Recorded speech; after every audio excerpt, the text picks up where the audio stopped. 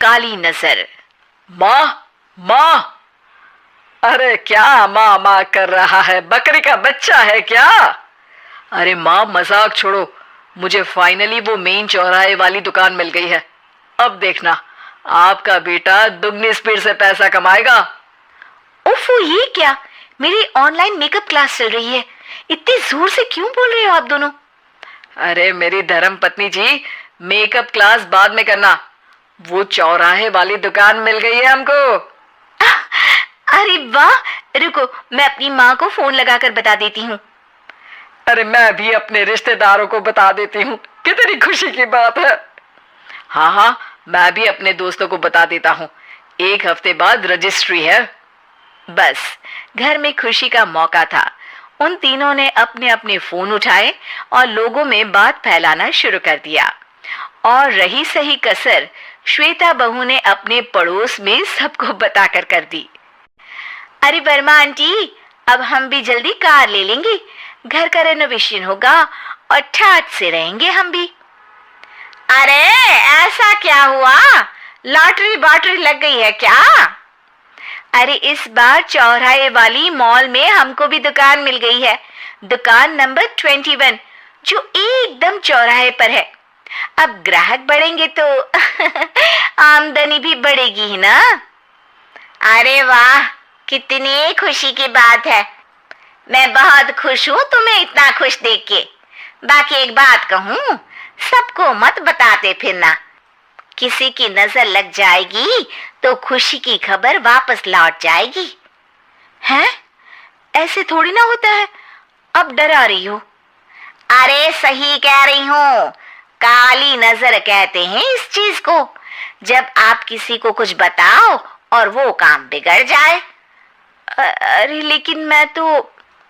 तुमने सबको बता दिया ना? हाँ, फोन लगा लगा के। अब बच के रहना, काली नजर बड़ी खतरनाक होती है। श्वेता इतनी खुश रहती है कि वो वर्मा आंटी की बात पर ध्यान ही नहीं देती, जबकि पड़ोस में और भी लोगों से खुशी की खबर शेयर करती रहती है। अगले दिन राजेश बहुत दुखी होकर घर आता है। अरे बेटा, क्या हुआ? मुंह क्यों सूजा हुआ है? मधुमक्खी ने काट लिया क्या? माँ, वो दुकान किसी और के पास चली गई। किसी ने ज्यादा भाव लगा दिया। अरे पर बात तो आपसे हुई थी ना उस दुकान वाले की? हाँ, आज मैं टोकन अमाउंट देने गया था, तब मुझे पता चला। कोई आकर सुबह मुझसे पहले ही ज्यादा अमाउंट दे गया। काली नजर। क्या हुआ? क्या कहा? वर्मा आंटी ने समझाया था कि किसी को बताना मत, वरना काली नजर लग जाएगी। अच्छा, तुम्हें उनकी बात मान लेनी चाहिए थी।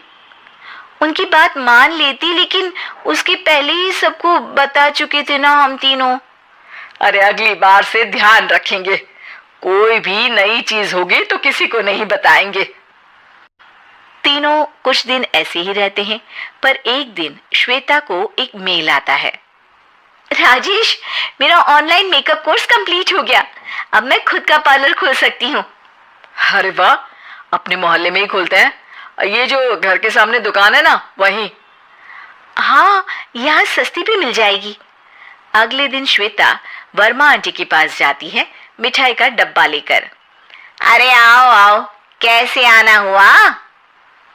जोर से नहीं बोलूंगी। वो सामने वाली दुकान है ना, वहां मैं अपनी पार्लर की दुकान खोलने वाली हूँ, उसकी मिठाई है। अरे वाह, बहुत बधाई हो तुमको। हाँ, मैं कमाने लगूंगी तो राजेश पर पूरे घर का बोझ नहीं रहेगा ना आंटी जी। ये तो है, पर ये बता कि तूने ये बात किसी और को तो नहीं बताई ना? अरे नहीं नहीं, पिछली बार गलती कर दी थी।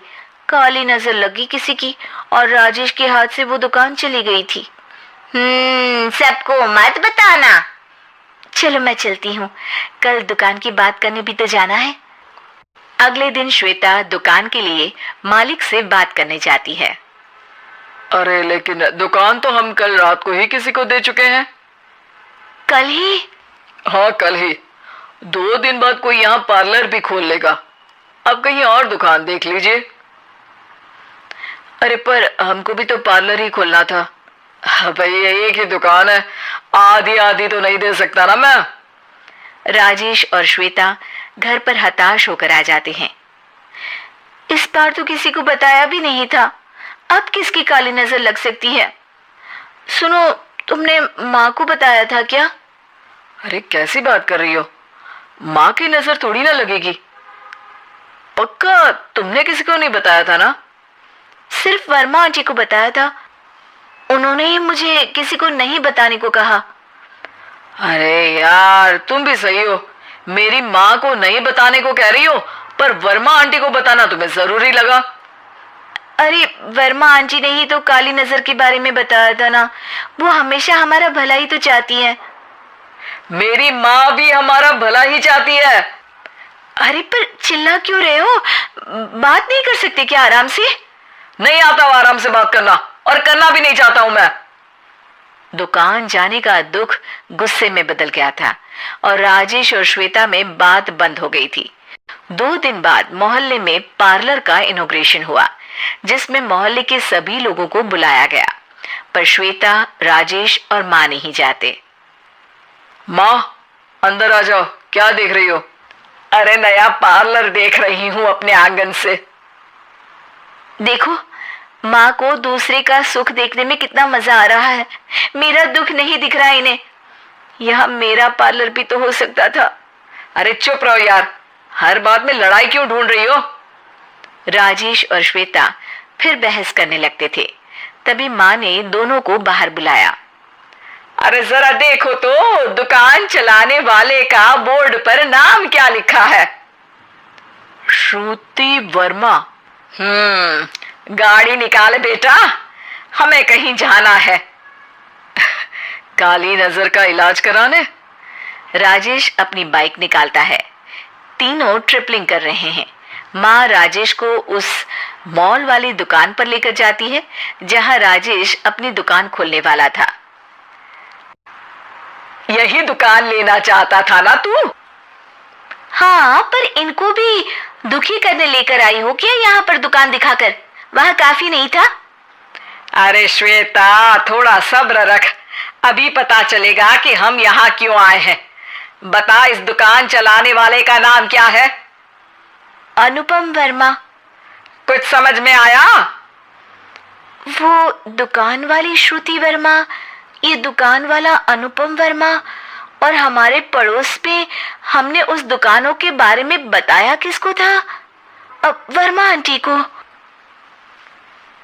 मतलब वर्मा आंटी ही हमारा काम बिगाड़ रही है? नहीं नहीं, ऐसा नहीं हो सकता, ये बस इत्तेफाक है। राजेश अपना फोन निकालता है और श्रुति वर्मा और अनुपम वर्मा के नाम फेसबुक पर सर्च करता है, जहां ये दोनों ही वर्मा आंटी के रिश्तेदार होते हैं। श्वेता को समझ में आ जाता है कि वर्मा आंटी की ही नजर काली नजर है। अब क्या करना है? कोई भी खुशी की खबर हो तो काली नजर से बचना है, यानी वर्मा आंटी से बचना है। अरे पर मुझे ये समझ में नहीं आया कि वो हमारे साथ ऐसा क्यों करेंगी। अरे बेटा, एक सीख है, दूर के आदमी को आपकी तरक्की से कम परेशानी होगी, पड़ोसी को ज्यादा। दोनों माँ की बात में हामी भरते हैं और अगला काम चुपचाप करने की कसम खाते हैं, ताकि आगे से वर्मा आंटी कोई काम ना बिगाड़ सके।